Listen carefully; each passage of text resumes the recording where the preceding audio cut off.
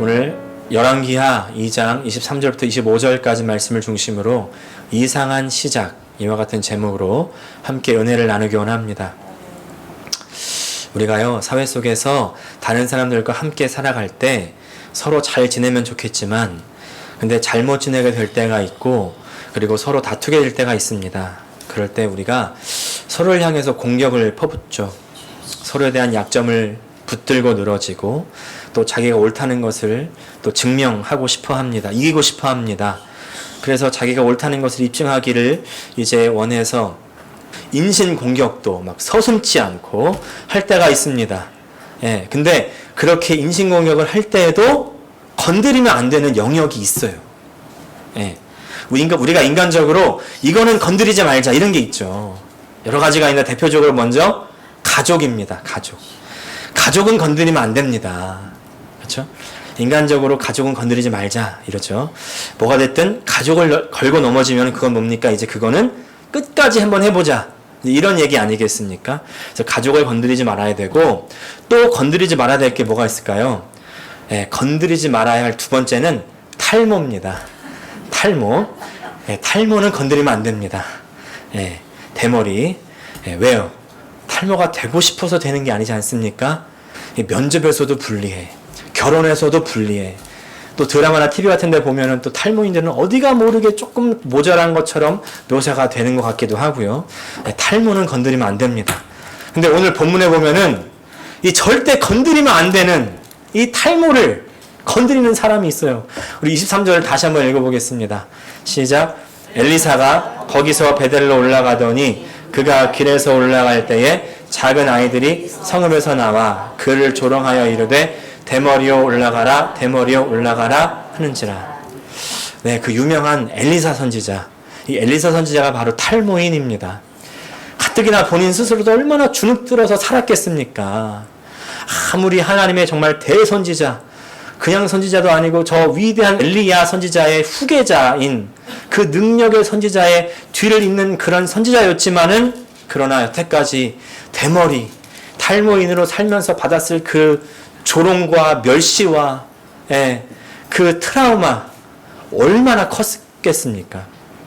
이게요, 아무리 훌륭한 사람이 된다고 해도 그 마음의 상처가요 한 번에 없어질 수가 없는 거거든요. 이 마음의 상처요, 특별히 오랜 시간 쌓여온 그 마음의 상처들은요, 상처가 치유되려면은 오랜 기간이 필요합니다. 우리가 짐짓 실수하는 부분이 바로 이런 부분들인데, 왜 조금 영적이라는 분들이 이런 얘기 하잖아요. 하나님 전능한 분인데 기도하면 마음의 병도 다 낫는데, 그깟 마음의 상처 은혜 받으면 없어져. 기도하면 나아.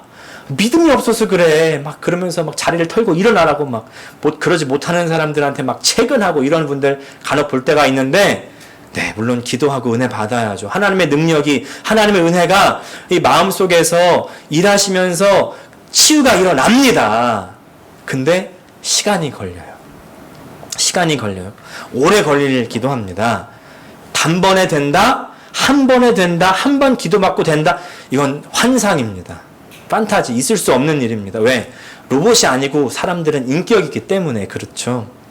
지금 엘리사 선지자, 이 능력의 종의 엘리야의 뒤를 이어서 이스라엘을 대표하는 선지자가 된 엘리사 선지자지만은, 이 어릴 적의 상처와 아픔에서 완전히 자유했다고 볼 수가 없습니다. 그렇게 봐서는 안 돼요. 근데 지금 이제 23절을 보면요, 이 애들이 엘리사의 개인적인 약점만을 가지고 놀리는 게 아니죠. 대머리야, 이렇게 올라가라 이런 걸 봤을 때 대머리인 것도 놀리지만 또 뭘 또 놀려요? 지금 이 사람들이 뭐라고 하는 거냐면은, 이 선생님 엘리야 선지자가 하늘로 올라가지 않았습니까? 야, 너네 선생님 하늘로 올라갔다면서 너도 같이 올라가 봐. 지금 이렇게 조롱하는 겁니다. 지금 아주 위대한 자신의 선지자 선생님 엘리야까지도 조롱하는 거죠. 엘리사에게 엘리야가 어떤 존재입니까? 엘리사는 가족과 자신의 직업까지 다 버리고 엘리야를 쫓았던 사람 아니었겠습니까? 그러니까 엘리사에게 엘리야는 그냥 선생님이 아닙니다. 어떻게 보면 가족보다도 더 소중한 존재입니다.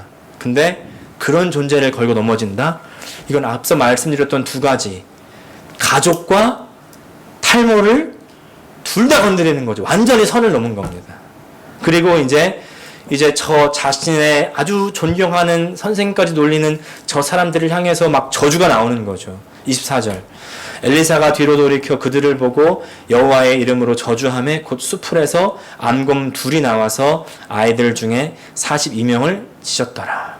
대머리를 놀리는, 그리고 자신의 가족보다 더 소중한 엘리야 선생님을 놀리는 저 아이들의 소리를 듣자마자 바로 그냥 저주를 내려버리는 겁니다. 이제 사실 저는 오늘의 본문을 읽으면요, 굉장히 오해가 많을 수 있는 그런 구절이죠. 아니, 하나님의 선지자가 왜 저런 걸로 저주를 하나? 그럴 수가 있나? 그럴 수 있죠.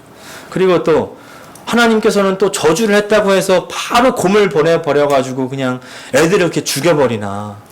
마음의 불편함을 갖게 될 수가 있습니다. 근데 먼저 여기서 우리가 좀 구절들을 잘 살펴볼 필요가 있는데요. 먼저 23절에 나오는 이 작은 아이들이라는 단어인데, 이 단어가 그냥 읽으면은 제 딸아이 같은 6살, 7살 되는 아이들이라고 생각할 수가 있는데, 사실 그런 단어만은 아닙니다.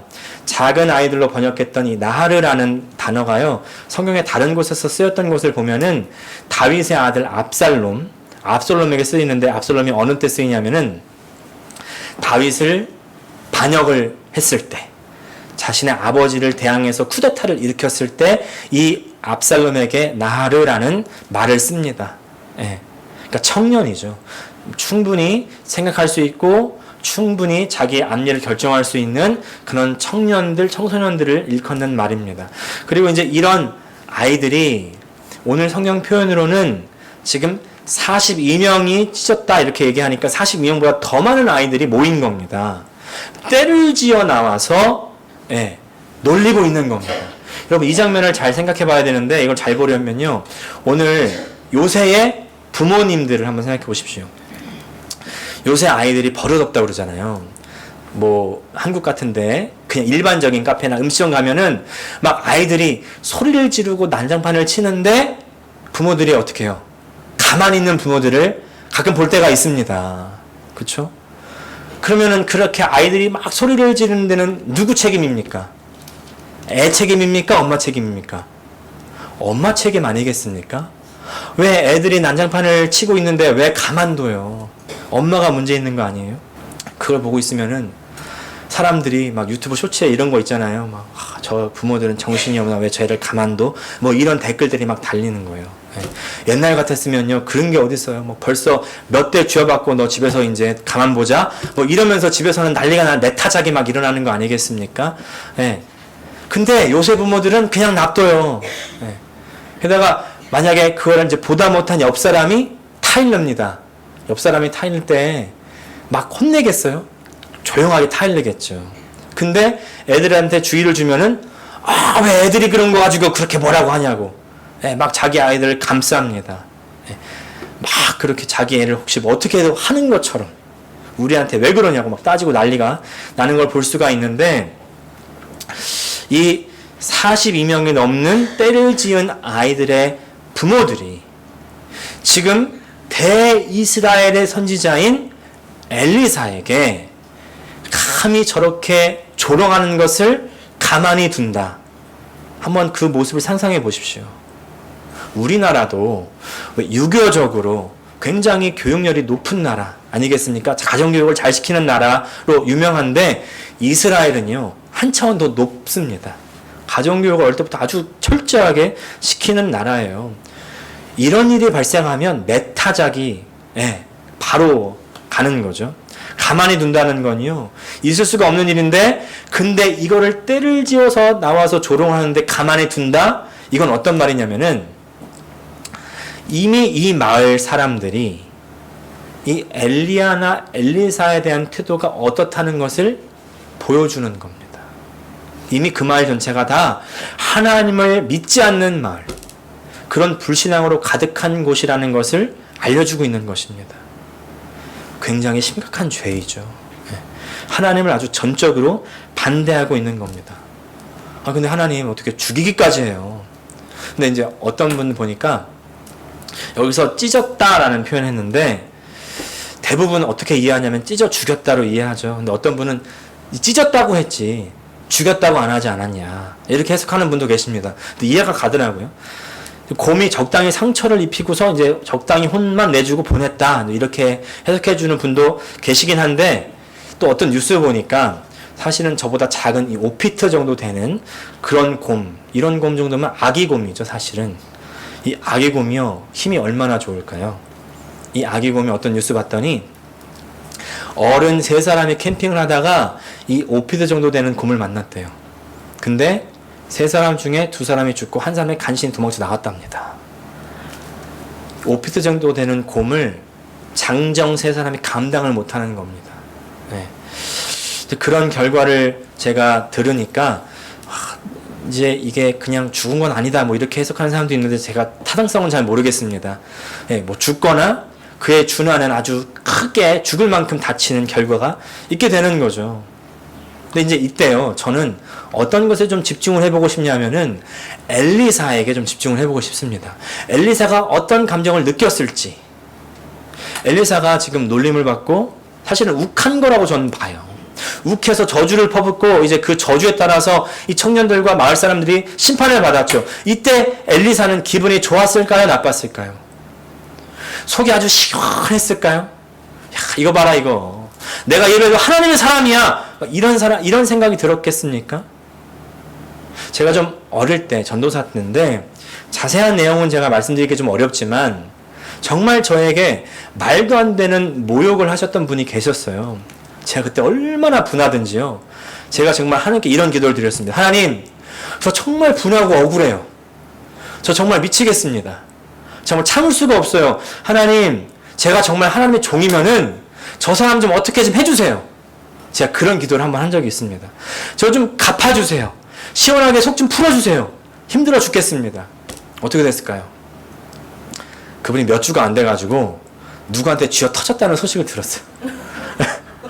이게 물론 제가 기도해서 그런 건지 아니면 그분이 성격이 이상해가지고 그런 태도로 다른 사람한테 대하니까 이제 그래서 그런 건지 모르겠지만은 저는 그 당시에 내가 그래도 기도해서 하나님 종이니까 들어줬구나 그런 생각을 했습니다. 했는데 처음에는 속이 시원했어요. 처음에 속이 시원했는데 그게 끝이었을까요? 그 다음부터 불편하기 시작한 거예요. 네. 그 다음부터 속이 답답하기 시작합니다. 내가 하나님의 이름을 가지고 뭘 했나. 내가 이러려고 하나님의 종이 된 게 아닌데. 이런 생각도 들고요. 또 내가 기도를 잘해야 되는구나. 내 기도로 한 사람이 무너지는 건 금방이구나. 또 반대로 내 기도로 다른 사람들이 살 수도 있겠구나. 이런 생각이 들어서 마음이 무거워지는 겁니다. 더 책임감도 생기는 거고요. 이제 거의 이게 10년 전 얘기거든요. 아직 목사 안수 받기 전에, 결혼하기 전인데 제가 그 이후로 저주하는 기도는 절대 안 합니다. 네. 어떻게 좀 해주세요도 안 해요. 그냥 가만히 있어요. 정말 억울하면은 이제 축복까지는 못하지만 저주는 안 하고 하나님 아시죠? 이렇게만 하고 이제 가는 거예요. 그러다가 작년부터는 제가 정말 큰 결단을 해서 정말 할 수 없는 중에도 하나님 제가 축복합니다! 막 이렇게 이를 악물고 막 축복하고 이제 그렇게 이제 조금씩 변화되기 시작했습니다. 네. 엘리사가 느꼈을 감정도요. 참 이러지 않았을까 이런 생각이 드는 겁니다. 만약에 여기서 이 엘리사가 야 너네 이거 봐봐. 하나님의 사람한테 까불어? 감히 너네가 까불어? 이랬다면요. 이 사람은 주의종 하면 안 돼요. 이 사람은 사이코패스입니다. 이 사람은 하나님의 그 일꾼이 될 자격이 없습니다. 네. 일반적인 사람도요. 감정이 정상적인 사람이라면은 어찌됐든지 나 때문에 내 때문에 아니더라도 내 옆에서 사람이 다치면 마음이 아파요. 마음 미안합니다. 저 사람 괜찮나. 나 때문에 다쳤으면 미안한 마음이 당연히 드는 거죠. 죄책감이 듭니다. 그런 어려운 감정이 생기는 거예요. 네. 엘리사도 그런 감정 들지 않았겠습니까? 또 이게 지금 어느 때 일어나면은 엘리사가 막 엘리야의 후계자로 지목을 받은 지 얼마 안 된 그때의 일입니다. 엘리야가 이제 승천하고 나서 엘리사가 후계자로 임명을 받고서 그 다음에 어떻게 돼요? 이제 갑절의 영감을 받은 이후에 그 겉옷을 물려받고 그 겉옷으로 강물을 치니까 강물이 갈라지죠. 그게 첫 번째 기적이었어요. 그 다음에 두 번째 일으킨 기적은 이제 제자들과 함께 모여 있는데 물이 마실지 못할 물입니다. 그 물을 마실 수 있는 물로 바꿉니다. 좋은 물로 바꿔요. 여리고에서. 그 두 번째 기적이었습니다. 이제 막 하나님의 능력을 받고 하나님의 선지자로서 이제 막 시작하려고 하는 그때에 이런 일이 생기는 겁니다. 이상한 시작 아니에요? 하나님, 이제 하나님의 능력을 받고 하나님의 정말 선지자로서 이스라엘 대표하는 선지자로서 이제 막 시작을 해야 되는데 왜 이런 일이 생기냐고요. 꽃길을 깔아주셔도 금길로 깔아주셔도 이게 부족한데 왜 이상한 시작을 주십니까? 어떻게 보면요, 선지자로서 사역하는 데 있어서 트라우마가 생길 수 있지 않겠습니까? 내가 기도했는데 사람이 막 죽어버리네, 막 마을이 무너지네, 이런 생각 들지 않았겠냐고요. 하나님, 처음부터 좋은 시작을 주셔야 되는 거 아닙니까? 아니, 하나님, 이제 막 이스라엘에게 사역을 시작했는데 이스라엘 사람들에게 좋은 뭔가 인상을 심어줘야 되는 거 아니겠습니까? 능력을 나타내고 보여주고 하나님을 나타내고 그래야 하나님 말씀을 전달할 때에 그들이 잘 듣고 그러지 않겠습니까? 이게 뭡니까, 하나님? 그렇게 기도하고 혹시 원망하지 않았을까요? 근데 그렇게 느껴져서 아유, 나 이거 못해 먹겠다, 때려쳐, 이랬었으면은 이제 아마 자기가 원래 있었던 곳, 아헬 무홀라라는 곳입니다. 그 아벨 무홀라라는 곳으로 아마 갔었을 텐데, 근데 엘리사가 이 이후에 하는 일이 중요해요. 사실 25절 때문에 오늘 이 구절을 선택을 했는데, 25절 상반절 말씀 같이 읽겠습니다. 시작. 엘리사가 거기서부터 갈멜산으로 가고. 갈멜산 어떤 곳입니까? 아주 유명한 곳이죠. 엘리야가 이곳을 주축으로 활동했던 곳입니다. 엄청난 능력을 보여줬던 곳. 엘리야가 바알과 아세라의 선지자 850명과 대결해서 이긴 곳이죠. 막 불을 끌어내렸던 곳입니다. 엘리사가 갈멜산에 가서 무엇을 했다는 소리가 성경에는 없어요. 근데 엘리사가 이곳에서 무엇을 했을까요? 하나님의 믿음의 사람들이 산에 올라가면 주로 뭐합니까? 기도하죠. 엘리야의 주된 행적들, 자신의 선생님이 했던 그런 하나님의 기적들을 보면서 또 그분의 생애를 살펴보면서 하나님 앞에 기도로 나가지 않았겠습니까? 최근에 제가 이제 우리 버지니아 제1침례교회 김재희 목사님 겪으셨던 일을 말씀을 드렸죠. 부목사가 말도 안 되는 이유로 정말 인간적인 도리도 하지 않고 떠났던 그런 말씀을 드렸는데, 제가 계속해서 김재희 목사님과 통화하거든요. 근데 이제 그 떠난 주 화요일날 수요일날 연락이 이제 안 됐어요. 좀 걱정이 되었었습니다. 근데 이제 혼자 시간을 보내시겠거니 하고 이제 가만히 있었는데 수요일날 전화를 주셨습니다. 수요일날 전화를 주셔서 이렇게 여러 이야기를 하다가 지금 노스캐롤라이나에서 버지니아로 올라가고 있다는 겁니다. 무슨 일로 가셨어요, 목사님? 그랬더니 자기가 다녔던 신학교, 저도 그 신학교 나왔거든요. 사우스 이스턴 베프티스트 세미나리에 나왔는데, 사우스 이스턴 신학교에 가서 그냥 아무도 없는 성전에 앉아서, 채플에 앉아서 이렇게 하나님 바라보고 기도하셨다는 거예요. 가만히 앉아서 기도하다가 또 묵상하다가 그러고 오셨대요. 가만히 저렇게 앞에 있는 십자가를 바라보는데 하나님께서 그런 마음 주시더라는 거예요. 초심을 회복하라. 다시 처음으로 돌아가라. 그런 말씀을 이렇게 주시더라는 것 같은 겁니다. 그래서 다시 은혜를 붙들고 오셨다, 이제 그런 말씀을 들었습니다. 엘리사도 같은 마음 아니었겠나, 이런 생각을 해봅니다. 선생의 발자취를 보면서 다시 자신의 부르심을 돌아보지 않았겠습니까? 이제 그러고 나서 김재희 목사님이 DC로, 자신의 사역지로 돌아가는 거잖아요. 엘리사는 어디로 갔습니까? 엘리사는 사마리아 땅으로 가는 겁니다. 사마리아에 누가 있어요? 이스라엘 왕이 있습니다. 저 백성들이 있습니다. 하나님 말씀을 전해야 되는 사람들이 있는 겁니다. 산 위에서 기도를 마치고 그리고 나서는 하나님의 사역을 하기 위해서 산 아래로 내려가는 것이죠. 막 능력을 받았을 때는, 그때 하나님 부름 받았을 때, 막 사역을 시작했을 때 하나님께서 막 부흥되게 되고 막 엄청나게 좋은 사람들을 막 모으시고 꽃길로 인도하셨으면 좋겠는데, 근데 그런 길로 인도하지 않으세요. 이상한 시작을 주시는 겁니다. 왜 이렇게 이상한 시작을 주세요? 초심을 확인하게 하기 위해서, 하나님께 다시 나아가고 자신을 점검하게 하기 위해서, 그리고 기도로 하나님의 은혜로 하나님의 사역을 하기를 바라는 마음 아니었겠습니까? 사랑하는 성도 여러분, 우리가 어떤 일을 할 때, 살아갈 때 막힐 때 있고요, 안 될 때 있고, 사람들이 욕하고 오해하고 그런 일을 겪게 될 때 있으시죠? 그때 여러분 산으로 올라가시기를 바랍니다. 그 산에서요, 아무도 만나지 마시고 하나님만 바라보고 하나님께 말씀 듣고 하나님의 부르심을 확인하고 초심으로 돌아갈 때입니다. 내가 처음 은혜 받았을 때, 내가 처음 구원받았을 때 다른 건 아무것도 필요하지 않았는데, 내가 다른 건 아무것도 원하지 않았는데, 하나님 한 분만으로 만족했는데, 내가 그 구원의 은혜로만 기뻐하고 감격했는데, 다시 초심으로 돌아갈 때입니다. 근데 그렇게 감격을 되찾고 초심을 되찾고 나서 산 위에만 있으면 안 됩니다. 산 아래로 또 내려와야죠. 일상의 삶으로 돌아와야 됩니다. 사역의 자리로 돌아와야 됩니다. 하나님의 사역을 감당해야 됩니다. 지금 보시는 이분은요, 캘리포니아 지역에서 유튜브 하나교회라는 온라인 교회를 하시는 이동현 목사님입니다. 처음에 이분을 알게 된 연유가 좀 재밌는데, 이분의 아내가 되시는 사모님이죠. 사모님 유튜브를 하세요.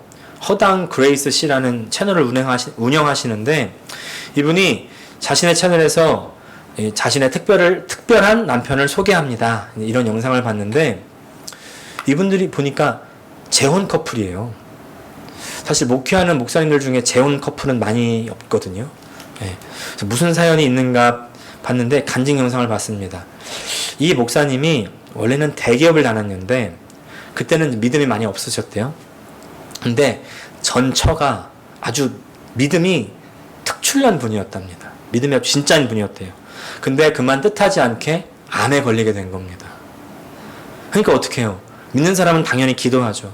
기도하고 또 이제 목사님께서 오셔가지고 막 기도해 주시고 예배 드리고, 또 기도할 때 목사님이 막 이렇게 선포하셨대요. 믿음을 가지라고, 믿음을 하나님 다 낫게 해주실 거라고. 예, 절대 하나님께서 절대로 고쳐주실 거라고. 예. 그래서 이제 이분들은 아주 철떡같이 믿었대요. 절대 하나님께서 낫게 해주실 거라고 믿었다는 거죠. 그때부터 이제 이분이 믿음을 갖기 시작했는데 한치 의심도 없었대요.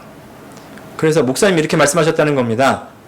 매일 저녁 기도하고 찬송하고 성경 읽고 그리고 헌금하고 금식하고, 그리고 하나님께서 고칠 것을 믿는다면 진통제에 의지하면 안 된다고. 그래서 진통제도 안 맞게 하고 그렇게 하라는 것을 다 했기 때문에 자기는 와이프가 주울이라는 것은 전혀 생각하지 못했다는 겁니다. 근데 돌아가신 거죠. 네. 제가 2주 전에 드린 말씀하고 일맥상통하는 부분 아니겠습니까? 확인되지 않은 믿음이에요. 네. 기도하면 성경에서 다 낫는다, 안 죽는다, 이런 말은 없습니다. 네. 이분이 느끼실 때는 어떻게 느끼셨겠어요? 하나님이 자기를 버린 것 같이 생각하지 않았겠습니까? 아니 왜 약속을 안 지켜? 그 목사가 그렇게 얘기했기 때문에. 정말 철석같이 하나님께서 다 낫게 해준다고 믿었는데, 조금도 의심하지 않았는데, 그래서 그렇게 자신의 아내가 자기한테 그 고통 중에 쌍욕을 하면서 진통제를 달라고 할 때도 정말 안 주고 버텼는데, 아이스크림을 먹을 때 나도 그 한 입만 먹어보겠다고 할 때 절대로 안 주고 버텼는데, 아내가 돌아가고 나니까 다 허탈한 겁니다. 탈진한 상태로 3일간 이렇게 있다가 이제 3일 만에 장례식장에 자신의 친구인 목사가 맞대는 거예요. 자기 친구한테, 목사니까 이제 그렇게 얘기하더래요. 막 다 자신의 아픔을 쏟아낸 거죠. 도대체 이게 뭐냐. 그 알량한 믿음 때문에 내가 와이프한테 이렇게 저렇게 쌍욕을 들으면서도 내가 꿋꿋이 버텼는데, 내가 그럴 줄 알면 줬을걸. 내가 아내한테 너무 미안하다. 아내한테 못해준 게 한이 된 거예요. 그래서 친구만 아니었다면 그 목사한테 쌍욕을 날리고 막 치고받고 하고 싶은 그런 심정이었다는 겁니다. 근데 이 친구 목사님이 이런 말씀 하시더래요. 야, 내가 너 마음 충분히 이해한다. 근데 네가 그렇게 한 것이 네 와이프한테는 미안할지 모르겠지만, 혹시 와이프 입장에서 생각해봤니? 애 엄마가 가장 사랑하는 사람이 누구라고 생각해? 물론 이 사람들 중에서는 너를 제일 사랑하고 아이들을 제일 사랑하겠지만은, 내가 볼 때 네 아내의 신앙을 봤을 때 예수님을 제일 사랑했을 것 같아. 그리고 너는 지금 내 와이프가 어디 있을 것 같아? 내 생각에는 내 와이프는 지금 하나님 나라에 예수님이랑 같이 있을 것 같다는 생각이 들어. 지금 네 와이프가 하늘나라에서 가장 사랑하는 남편과 아이들을 지켜보고 있을 것 같은데, 그때 와이프의 마음 어떻겠니? 짠한 마음 들지 않겠니? 그랬을 때 와이프 옆에 있는 예수님께서 뭐라고 하셨을까? 내 생각에는 사랑 많으신 예수님이, 아이고 딸아, 네가 원하면은 다시 살려서 보내줄까? 저 땅으로 보내줄까? 그러셨을 것 같아. 근데 만약에 내 생각에 네 와이프라면은, 아니에요 예수님, 어차피 내 남편과 딸과 아들이 다 여기로 올 텐데요. 저 안 가고 여기 있을게요. 나는 그렇게 네 와이프가 얘기했을 것 같아. 너는 네가 진통제를 안 주고 아이스크림 못 줘서 그게 한이 되고 미안하다고 하지만, 이 친구 목사님 생각에는 오히려 예수님이 그 아내를 살려준다는 그 제안을 거부했을 그 와이프가 너한테 더 미안해하고 있지 않겠냐는 그런 얘기를 하더라는 겁니다. 그러니까 너무 미안하지 말라고. 그 얘기를 들으니까 그 남편 안에 있었던 그 분노와 한이 싹 녹아지더래요. 미안함도 사라지더래요. 물론 아픈 마음은 있지만 마음이 한결 가벼워지더라는 겁니다. 그러면서 이분이요, 그때서야 진짜 믿음이 무엇인지를 깨닫게 된 겁니다. 전 재산을 다 바쳐서 다 드리고 하나님께 잘 보여야 원하는 것을 받는다, 고침 받는다, 이런 게 진짜 믿음이 아니구나. 그걸 깨닫게 되고 나서부터 목사가 될 수 있었다고 고백을 합니다. 그래서 이분이 얘기하는 게요, 자기가 봤을 때 아직까지 대부분의 사람들이 그렇게 하나님을 섬기고 교회를 섬기는 게 믿음이라고 착각하고 있다는 게 안타깝다고 얘기하는 겁니다. 신앙은 내가 뭘 잘해가지고 얻는 보수가 아닙니다. 신앙은 은혜죠. 그게 그제서야 깨달아진 이 목사님은 목사로서 하나님의 종으로서의 길을 갈 수가 있었던 것이죠. 그래서 이분이 신앙을 갖는다는 게 뭔지, 예수를 믿는다는 게 뭔지를 알려주는 일에 심혈을 기울인다고 이야기합니다. 이분이 말하는 진정한 신앙은 죽음에 대한 두려움을 이기는 것이다, 이렇게 말씀합니다. 동의가 되시죠? 진정한 신앙은 내가 하나님께 잘 보여가지고 하나님을 잘 섬겨가지고 내가 어떻게 원하는 것을 받는 게 아니라, 축복을 받는 게 아니라, 교회를 잘 다녀가지고 헌금을 열심히 해서 내 꿈을 이루는 게 아니라, 그게 믿음이 아니라, 진정한 신앙은 내가 예수를 만나고 영접하면 죽음이라는 두려움을 극복할 수 있고, 죽음을 뛰어넘을 수 있다면 그보다 더 강력한 힘이 어디 있겠습니까? 그래서 그런 신앙을 전하는 이 목사님 사역이 정말 귀한데요. 여러분, 왜 이분이 이렇게 처음부터 아픔을 겪어야만 했냐는 거죠. 이런 아픔을 겪지 않을 수 있었으면 더 좋지 않았을까요? 근데 이런 아픔을 겪었어야만 알 수 있고 깨달을 수 있는 은혜가 있었던 것입니다. 말씀을 정리합니다. 엘리사는요, 그의 사역을 시작하면서 이상한 시작을 경험해요. 막 처음에는 강도 갈라버리고 나쁜 물도 좋은 물로 막 바꾸고요. 잘 시작하는 줄 알았는데 갑자기 이상한 일을 만납니다. 자신의 약점을 건드리는 사람 만나고, 또 그 사람을 좀 저주했더니 막 나 때문에 죽는 일이 발생을 한 겁니다. 야, 이거 내가 사역자로 괜찮나? 내가 선지자 계속 할 수 있을까? 이런 생각도 들었겠지만요, 그때 엘리사가 산으로 올라가는 겁니다. 거기서 기도하고 조심으로 돌아가고 다시 하나님의 사역을 감당하는 하나님의 사람으로 자리매김을 하는 것입니다. 우리 인생에도 이와 같이 이상한 일이 일어날 때가 있습니다. 자꾸 건드리지 말아야 할 때를 건드리는 사람이 있어요. 상처를 후벼 파는 사람들이 있습니다. 그리고 다툼이 일어나고 분쟁이 일어날 때가 있죠. 그때 너무 당황하지 마십시오. 너무 열받아 하지 마십시오. 그때 산으로 올라갈 때입니다. 산으로 올라가셔서 다 내려놓고 사람 만나거나 전화하지 마시고 하나님을 독대하셔야 됩니다. 그러면 하나님께서 은혜를 주시고 다시 사명을 깨닫게 해주시고 그 다음에 산 아래로 내려오게 해주십니다. 일상의 삶의 자리로 돌아가서 하나님의 은혜로 내가 해야 할 일을 할 수 있게 될 것입니다. 기도하겠습니다. 이 시간 한번 함께 기도할 때 하나님 아버지, 내 안에 내 삶의 자리 가운데 나를 후벼 파는 사람이 있습니까? 정말 건드리지 말아야 되는 그곳을 건드리는 사람이 있습니까?